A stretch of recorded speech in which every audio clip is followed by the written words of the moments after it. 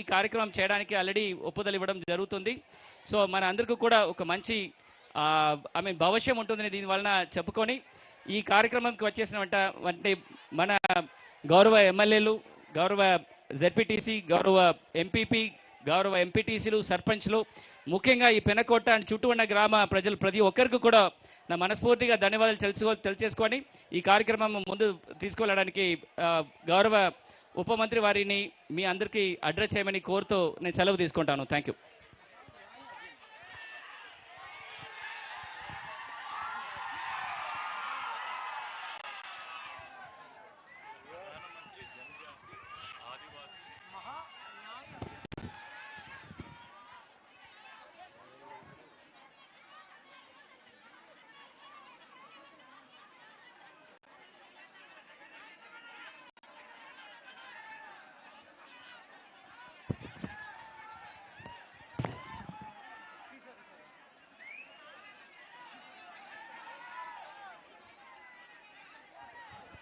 మన జిల్లా superintendent of police Amit Bardar IPS సార్ని గౌరవప్రదంగా వేదికపైకి ఆహ్వానిస్తున్నాము.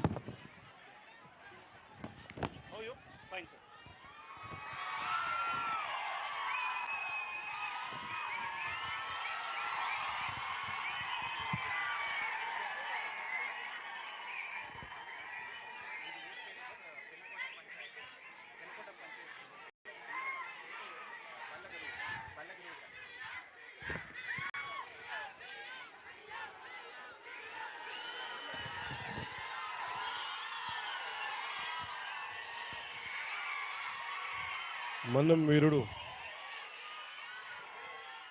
అల్లూరి సీతారామరాజు గారి జిల్లాకి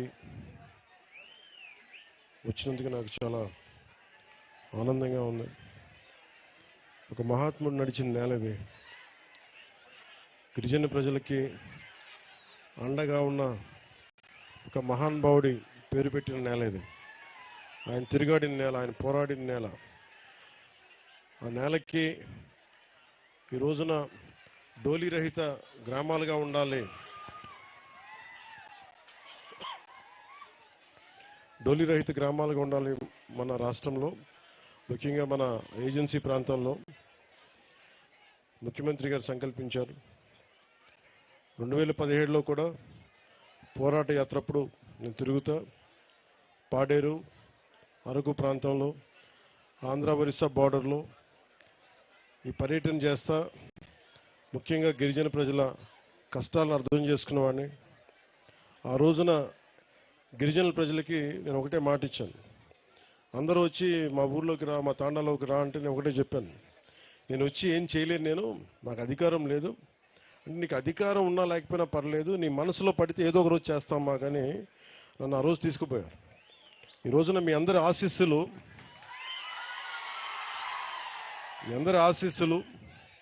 మీ అందరి దీవెనలు, ఈ రోజున నేను కూడా ప్రభుత్వంలో భాగస్వామ్యం అయ్యాను.